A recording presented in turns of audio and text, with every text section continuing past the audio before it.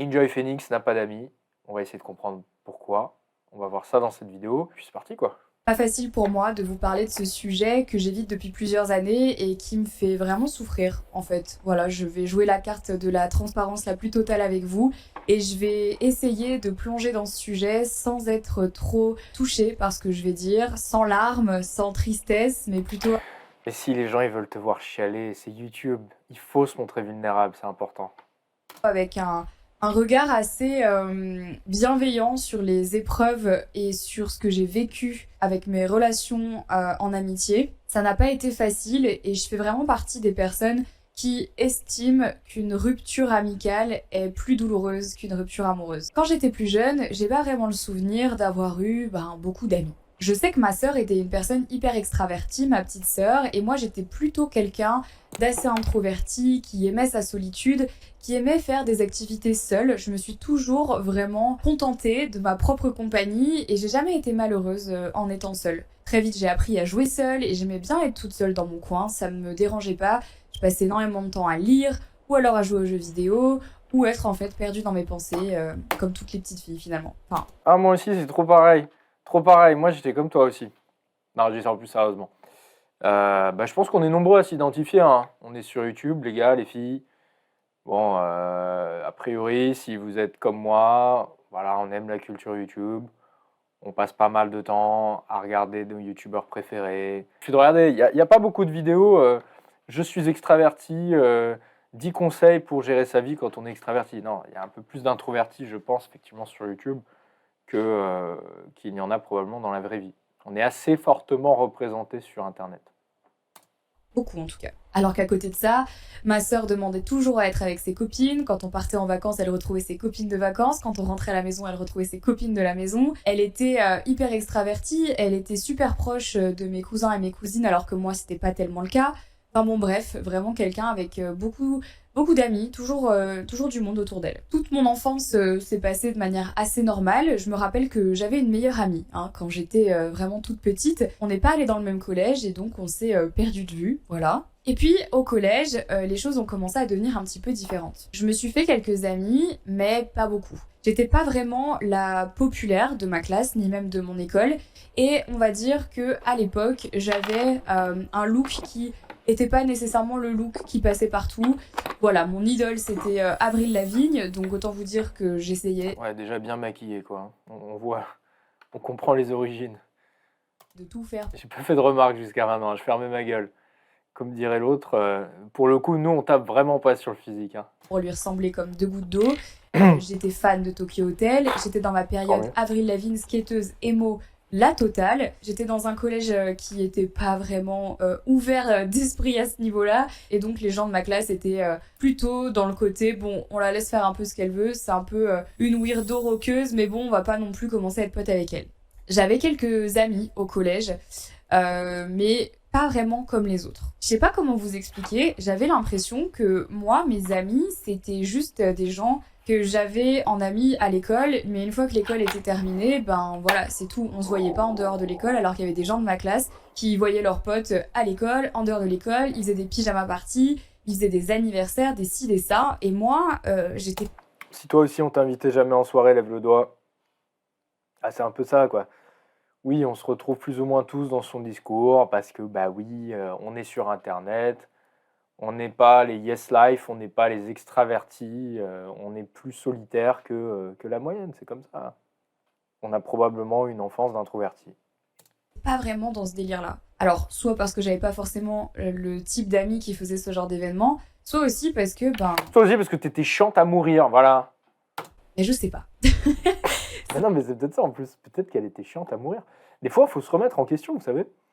Des fois, il faut se remettre en question et se dire, mais c'est peut-être moi finalement le problème. Si les gens m'invitent pas, si les gens ne veulent pas faire des soirées en groupe, si moi je suis juste la bonne poire à qui on raconte ses histoires de cœur et puis avec qui on n'a pas forcément envie de partager les meilleurs moments, bah, c'est peut-être parce qu'objectivement, on n'est pas la plus fun, on n'est pas, je dis là parce que c'est une fille, on n'est peut-être pas la plus marrante, on n'est peut-être pas la plus intéressante, on n'est peut-être pas la plus agréable. Euh, des fois, il faut se regarder dans le miroir, hein. Je dis pas ça absolument pas pour l'accabler, hein. Je nous inclus, nous tous dedans, nous autres introvertis. C'est bien beau de dire: «Oui, on est introvertis, le monde n'est pas adapté à nous» et cetera, mais nous, on fait quoi pour s'adapter au monde? Voilà, c'est aussi les questions qu'il faut se poser. Est-ce que c'est pas moi qui suis chiant? Qu'est-ce que j'apporte réellement au groupe? Pourquoi le groupe aurait envie de passer du temps avec moi? Même question qu'on se pose d'ailleurs en amour, les gars, hein. Les filles, les gars, je m'adresse à tout le monde. Ici, c'est no genders, OK? C'est un petit peu un mystère, j'ai jamais vraiment su, mais en tout cas, très tôt, je me suis rendu compte que aussi j'étais pas hyper à l'aise avec les gens. J'ai réalisé que j'avais l'impression de pas vraiment trouver ma place, je me sentais pas extrêmement désirée en tant qu'amie.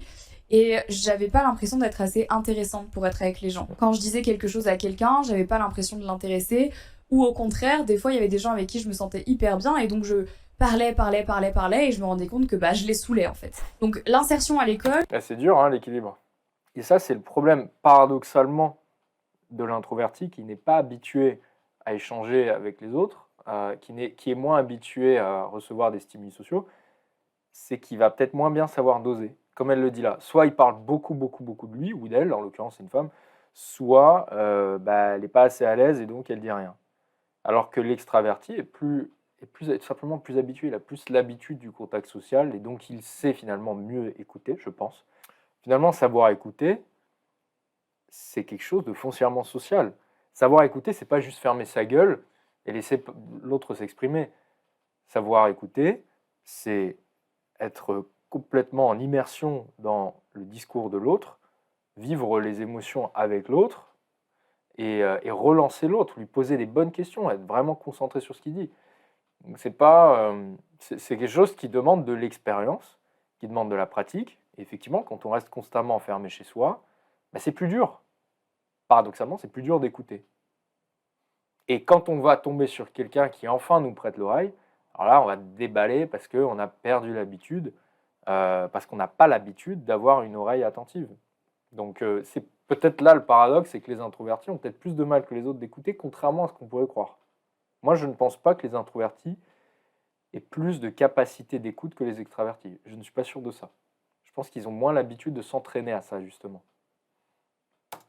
C'était ok, mais c'est tout. À la fin de mon collège et au début de mon lycée, c'est là où les problèmes ont commencé. C'est l'âge où finalement on commence à découvrir notre corps, notre sexualité et tout ce qui s'ensuit. Ouais, si on a de la chance, quoi.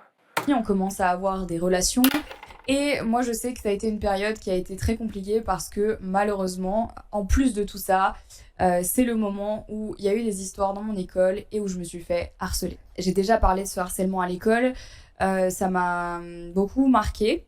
Ça m'a beaucoup secoué. Et c'est à l'origine aussi de la création de ma chaîne YouTube. J'avais ce besoin en fait de me créer des amis en dehors de ma sphère scolaire parce que je n'en avais pas. Le harcèlement que je subissais était tellement fort qu'il se poursuivait aussi à la maison. C'était les débuts de Facebook.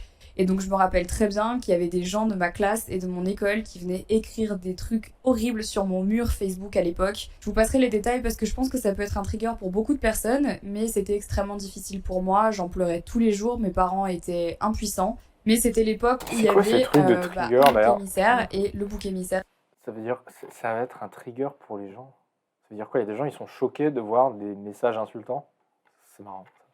C'était moi, et d'ailleurs pour preuve, je crois que j'en ai déjà parlé, mais aussi triste que ça puisse paraître, une fois que j'ai quitté le lycée dans lequel j'étais, ils s'en sont pris à une autre fille qui a subi du harcèlement pendant 2 ans, jusqu'à ce qu'elle termine son lycée, et ça ne s'est jamais arrêté jusqu'à ce qu'elle s'en aille. Bref, ce harcèlement à l'école a fait naître... Je suis désolé, ça me rappelle un truc. Quand j'étais au lycée, on l'appelait la femme au déodorant. Il y avait une photo, alors c'est pas très drôle, il y avait une photo d'une nana comme ça qui s'était prise... Voilà, je vous fais pas un dessin, mais vous voyez l'idée, elle écartait des... Il y avait un déodorant au milieu, et ça avait fait le tour, et les gens l'appelaient la femme au déo. Donc, bon voilà, pour montrer l'autre côté de la situation, on va dire. Mais c'est pas drôle, évidemment, voilà. Mais bon, évitez les filles de vous prendre en photo avec un déo, quoi. On veut pas savoir ce que vous faites avec votre déo. Mettre en moi une vraie peur des gens. Et surtout une vraie peur des amitiés. Déjà, j'avais plus du tout confiance en quiconque. Je me suis dit, c'est tous des pourris, je vois même pas comment est-ce que c'est possible qu'aujourd'hui je me fasse des amis quand je vois en fait qui sont ces gens. Et quand je suis arrivée dans mon nouveau lycée, ça a été très dur pour moi d'apprendre à m'ouvrir aux autres et de réapprendre à faire confiance. Et d'ailleurs, dès le départ, j'ai été très méfiante. Jusqu'à ce que une nana, qui s'appelle comme moi, Marie, est arrivée vers moi et a commencé à me parler parce qu'on était assises à côté en cours. Et ça a cliqué. Ça a cliqué, ça a marché, et j'avais tellement peur qu'elle me juge parce qu'à l'époque je faisais déjà des vidéos sur YouTube que je lui avais directement dit ce que je faisais. Et elle avait pas jugé. Elle avait trouvé ça cool et c'est tout. Marie, on se parle encore aujourd'hui, nos chemins se sont recroisés plusieurs fois, et je dirais à ce jour que c'est une des seules amies que j'ai jamais eues dans ma vie. J'en ai pas eu beaucoup, et vous allez voir, je vais tous vous les énoncer puisque il y en a pas beaucoup. Donc ça va être très facile pour moi de savoir. Donc j'étais toujours fourrée avec les deux. Il faut qu'elle se fasse des amis parmi les youtubeuses, c'est ça. Hein, on devient amis avec des gens qui font les mêmes activités que nous. On ne crée pas une amitié comme ça en claquant des doigts. Tiens, je décrète que tu vas devenir mon ami, devenons amis ensemble. Ben non, t'es youtubeuse, trouve-toi une youtubeuse à ton niveau et devenez potes, devenez alliés, associez-vous, faites des trucs ensemble. Il ne faut jamais chercher à trouver des potes entre mecs. Il faut trouver une activité qui nous fait bander, qui nous fait vibrer. Pas forcément une activité, ça peut aussi être un objectif. Comme dans un jeu vidéo, on a un but à atteindre et tu trouves un autre mec qui est au même niveau que toi, même niveau de jeu vidéo que toi, et tu lui dis « Hey frérot, on y va ensemble ?» Tu dis « Ouais, vas-y, allez, main dans la main. » Moi j'avais un délire comme ça avec un ancien pote, on se disait toujours comme ça, on disait « S'il le faut, on y arrivera main dans la main. Main dans la main s'il le faut. » C'était le mec avec qui j'avais commencé la drague de rue quand j'avais... alors non, j'ai commencé à 17 ans, lui j'ai dû le rencontrer un an plus tard à peu près, et on faisait les hivers ensemble. On se baladait dans les rues, à 18 piges, on faisait... on se baladait l'hiver comme ça. Il n'y avait aucune meuf en plein après-midi. Et je me souviens, on se répétait ça, on se disait, on y arrivera ensemble, main dans la main s'il le faut. Voilà. C'est là que j'ai fait les plus belles amitiés. C'est avec des mecs que j'ai rencontrés dans la rue, avec qui au départ, on allait aborder des filles dans la rue comme on tape un foot, quoi, comme on tape dans un ballon le week-end. Comme j'ai rencontré des mecs à la boxe, avec qui c'était pareil, même connivence. Et aujourd'hui, dans d'autres domaines, peut-être l'immobilier demain, peut-être d'autres activités qui nous sont chères. Trouver l'activité et les alliés viendront après. Bien, c'était mes copines de lycée. Et puis quand le... D'ailleurs, tiens, j'en profite, rien à voir. S'il y a parmi mes abonnés un artisan ou un maître d'œuvre qui voudrait justement faire de l'immobilier avec moi, n'hésitez pas à me contacter. Je recherche un mec avec qui justement avoir une association professionnelle sur le long terme, une collaboration plutôt professionnelle sur le long terme. Voilà, autant profiter de ma chaîne YouTube pour vous en parler. Évidemment, je préférais faire ça avec un philogine. Donc voilà, je vous mettrai mon email. Et mettez bien dans l'objet du mail artisan. Donc j'ai eu 2-3 personnes qui ont suivi comme ça mon chemin. Jusqu'à ce que je décide de m'ouvrir un petit peu plus aux gens de mon milieu, aux gens de mon travail. J'ai un petit peu fait comme je faisais toujours. D'abord, j'ai commencé à me méfier. Puis ensuite, quand j'ai senti que je pouvais faire confiance, j'y suis allée tout chousse, ce qu'il faut pas vraiment faire. Et j'ai dévoilé beaucoup de choses de ma vie. J'ai été très vulnérable avec beaucoup de personnes qui, malheureusement, ont trahi ma confiance. C'était une époque où c'était encore plus difficile parce que tout ça a été médiatisé, tout ça a été exposé puisqu'on était sur Internet et donc forcément j'avais l'impression en fait de revivre encore ce même schéma traumatisant de ces gens en fait qui d'un seul coup décident qu'ils ont plus envie d'être potes avec toi et qui commencent à raconter des choses sur ton dos et qui commencent en fait à se...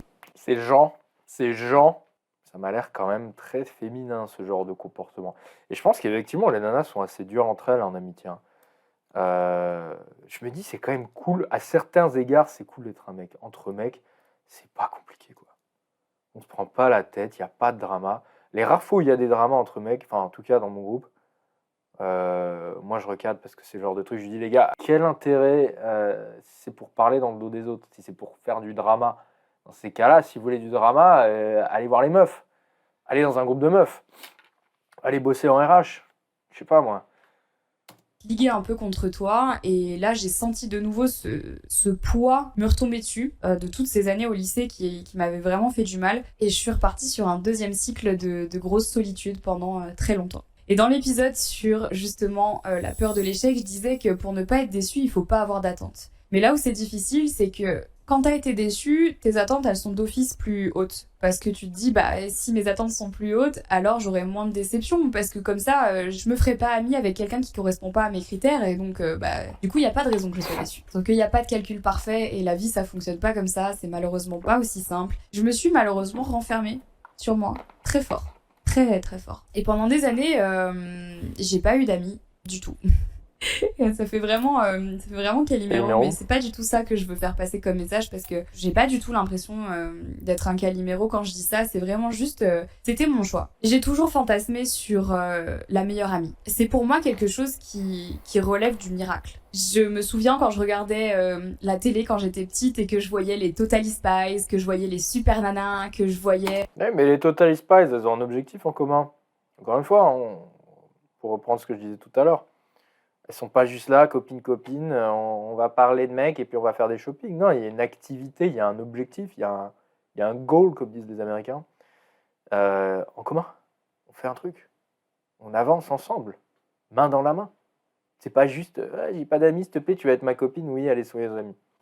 Anna Montana, que je voyais tous ces trucs où toutes les héroïnes avaient une meilleure amie. Une meilleure amie qui était tout le temps là pour les soutenir, pour les aider, pour les épauler, pour les défendre. Et moi, depuis toute petite, je rêve de ça. Et donc, à chaque fois que j'avais une super bonne copine, je disais que c'était ma meilleure amie. J'avais ce besoin d'appartenance. J'avais besoin d'avoir une meilleure amie, mais j'avais aussi besoin de savoir que j'étais la meilleure amie de quelqu'un. Et ça m'a suivi pendant des années. Et j'ai eu un jour un déclic sur la réflexion de qu'est-ce que c'est que la meilleure amie et pourquoi est-ce que moi j'en ai pas. Et un jour j'ai un petit peu désacralisé ce truc de meilleure amie en prenant du recul et en me disant il n'y a pas d'obligation. Ensuite je me suis dit mais pourquoi est-ce que j'ai envie comme ça de partager ce lien si fort avec quelqu'un qui fait que j'ai l'impression de compter pour les gens. Et puis je suis revenue en fait à juste la genèse de mon amitié au global avec les autres et je me suis rendu compte à quel point j'avais été rejetée très tôt et très vite par beaucoup de monde et que surtout, et ça m'avait beaucoup